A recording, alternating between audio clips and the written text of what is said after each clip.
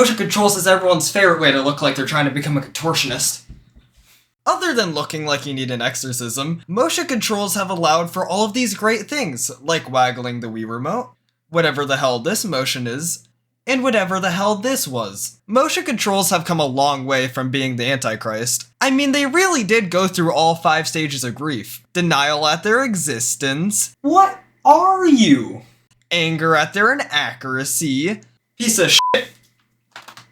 Goddamn wristband. Being sold as the future from Microsoft and Sony. Being massacred by Sony and Microsoft. And finally being accepted with all major controllers now featuring at least a gyroscope, other than Microsoft. Over the years, motion controls have become more and more refined. If we ignore Skyward Sword on Switch, fuck Skyward Sword on the Switch. They became more accurate and better at achieving our goal of having us grunt while playing Wii Sports. Though these improvements in motion controls aren't just limited to party games, a good bit of research has shown that gyro plus a normal controller can approach, or even in some cases surpass, the accuracy of a mouse and keyboard. Which means if we can see broader acceptance of motion controls, we might see games not needing aim assist, or at least weakening it, which will allow for greater skill expression within console titles. Additionally, motion controls feature quite heavily in, you guessed it, 80s workout videos, otherwise known as VR. Or perhaps better known as how much? With each evolution in motion controls, we get much more accurate inputs, leading to increased immersion, which can later be used with VR, as most of the same technologies and motion controls are shared between them. It seems only fair to cover them together. So where do motion controls begin? Is probably a start to a 3-hour video essay, but to save you the time, the first major use of motion controls would have been with light guns in the early 30s. That eventually turned into modern motion controls we know today, and history lesson over.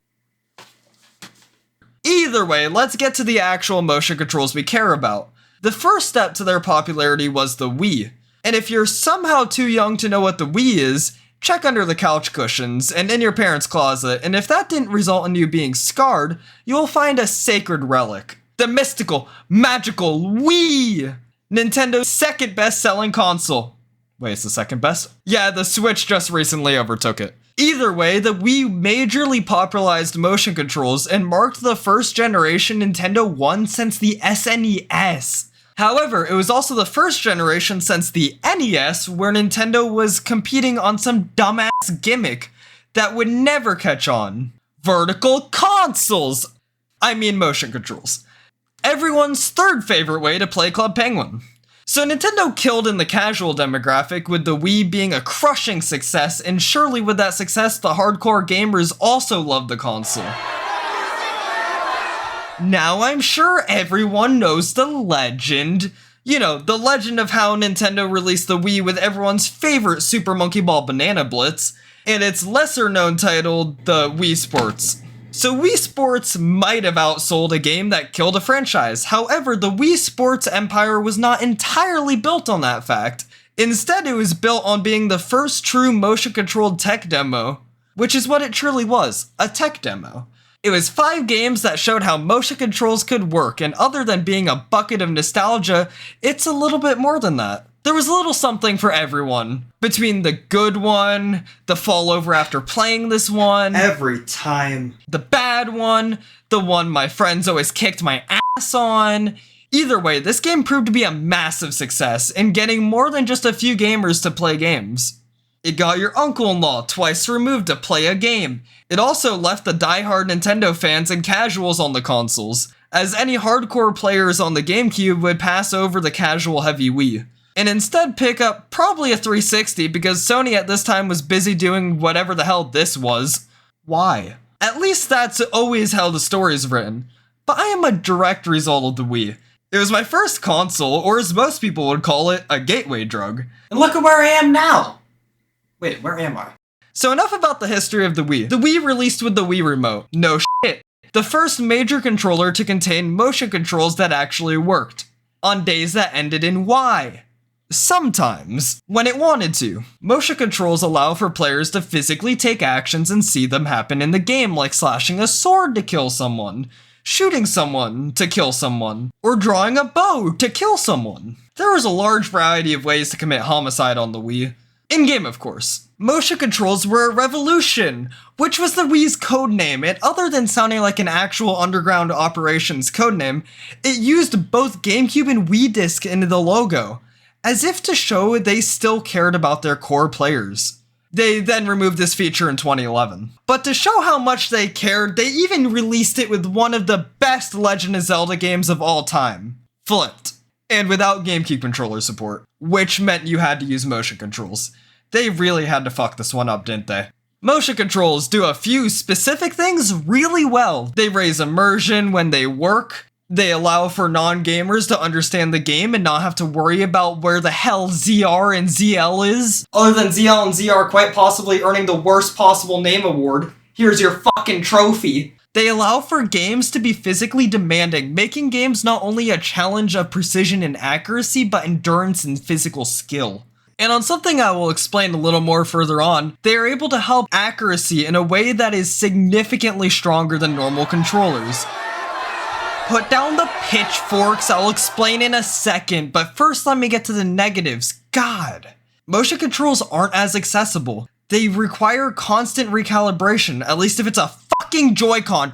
What a joy it must be to have drift not only on your sticks, but in your goddamn gyroscope.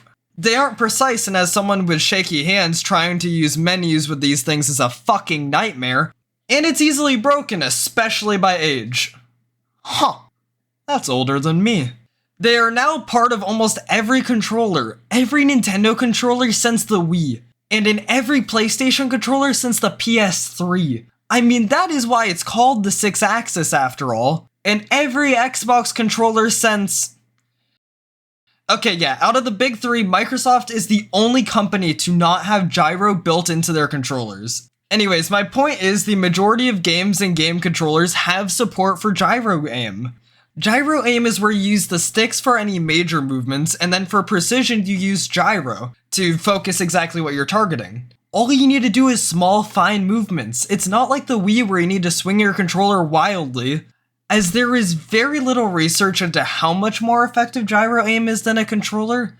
And I've even seen claims that say it's better than keyboard and mouse. Admittedly, I can no longer find those, but if that's the case, and even if it's not, having controllers be more accurate and making console players less reliant on aim assist can be key in making games more fair between consoles and PCs. As I think most PC players can remember that one time when a game was new and still in beta, but had cross-platform support and had such bad aim assist at release that it was just a free snap-on to the head for console players. Okay, yeah, I'm talking about Splitgate. I don't have footage of it, but day one Splitgate was crazy. It was near impossible to win as a PC player against someone on console, because it was more or less actual aimbot. Alternatively, you ever try using a controller on PC without aim assist? It's actually throwing. The potential that gyro controls have to revolutionize console gaming is really slept on. The Wii U also heavily featured and focused on Wii remotes. And this tablet that looks like it was a turned-down design for a Leapfrog toy, it made heavy use of gyro controls and was the first controller to really refine the use of them. With the introduction of Splatoon and its gyro aim mechanics, it was an early implementation, but it did serve as a starting point for the improvement of accuracy. It's really one of the defining mechanics in Splatoon. It was also made heavy use of in Nintendo Land, the launch title for the Wii U, and other than it feeling like you being your drunk uncle trying to play some of these games on the gamepad, it did lead to a unique console system that no other at the time had any analogs to. Currently, games that are fully reliant on motion controls are few and far between. However, that doesn't mean that Nintendo's left us hanging yet. We are still able to milk cows after all, along with Nintendo Switch Sports existing. However, this isn't what I want to talk about. I want to talk about the less talked about side of VR. You know, other than it disabling half the neurons of a rat. Motion controls are how the majority of us interact with VR games. I would even go as far as to say that had the Wii not revolutionized motion controls, we wouldn't have modern VR headsets. The Wii undoubtedly informed developers of what you can and can't expect a controller to pick up and do with motion controls. Even if it didn't directly advance VR from a technology perspective, it is clear it did much of the legwork in explaining motion controls to players and designers, making the impact that the Wii had on VR and its game design clear and massive, which has likely led to many VR games having much more accessible controls compared to what would sometimes happen with the Wii, where it expected you to perfectly trace a goddamn perfect line like you're trying to get Streets 112. VR is the primary way that motion controls live on. Of course, the Switch has a few games, but other than the deeply casual titles or remakes, motion controls are kinda dead as a medium for the Switch. And who takes on foster care duties when Nintendo leaves the child behind? Valve! Yeah, Valve, you know, the developers behind Steam, Portal, Unable to Count to 3, and Ricochet. They even have their own equivalent to Wii Sports. But VR currently is like early Wii. Even though hardcore titles do exist on VR, I think most VR players fall into 3 camps. The variety player, the open mic enjoyer, or the it's not a euphemism I swear category. Which one do you think I belong to? Either way, the DNA of motion controls does live on in VR games, with games like Gorn or Superhot feeling like if a classic Wii game got ported into the modern generation. Also, why do all VR games have titles that will get my friends DMing me asking what the actual fuck am I playing? Not only the essence of classic Wii games being rekindled, but also the controls. VR games really are a return to the janky mess that defined much of the Wii's titles. But similar to the Wii, it makes for some really fun experiences, especially with on-rail shooters and handling other unique ideas that aren't possible on other consoles. Similar to the Wii, playing games in VR feels really unique and like it's a fresh experience. Games like Portal or Nintendo titles being ported to VR make for some of the most interesting ways to shake those games up. It truly did feel incredible to be in Portal 2 getting thrown around and teleported. Seeing more games be put into VR leads to fresh and new experiences as if those titles are brand new, if you can run them.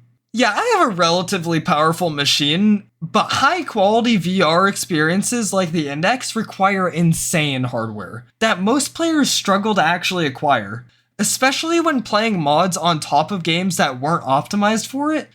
Some games run really well, but especially a game like Minecraft where optimization was a joke long buried by the programming language the game was written in, it's not surprising that the game runs at 20 FPS in VR. Not the greatest experience as you might imagine. Motion controls were always very good at more casual and minigame types of titles. And even though pure motion controls suck for more competitive games, this failure is made up for as they are the root of gyro controls. And with gyro controls quite possibly being able to revolutionize controller aiming, along with their survival within the Switch, and continued use within more casual titles, traditional motion controls are in a good place. And as for the less traditional, more Protestant brand of motion controls practiced through VR headsets, when VR is not costing Facebook, I refuse to call them Meta, more than $20 billion in research and development unable to add legs, VR is attempted to be placed as this next big thing. However, it just isn't. It would do much better as it currently functionally should be positioned, as just being another option for developers to make their ideas a reality, which is really what VR and motion controls are, best used as another option for ideas and games to play different, but no less meaningful and beneficial. And to answer the 42-cent question, motion controls in VR are not bad or even harmful to the industry as a whole. Instead, all of their problems come from being positioned as this next big thing, when in reality, they are just one of the next things. Someone call an exorcist. No, he's just playing Club Penguin Game Day. Again.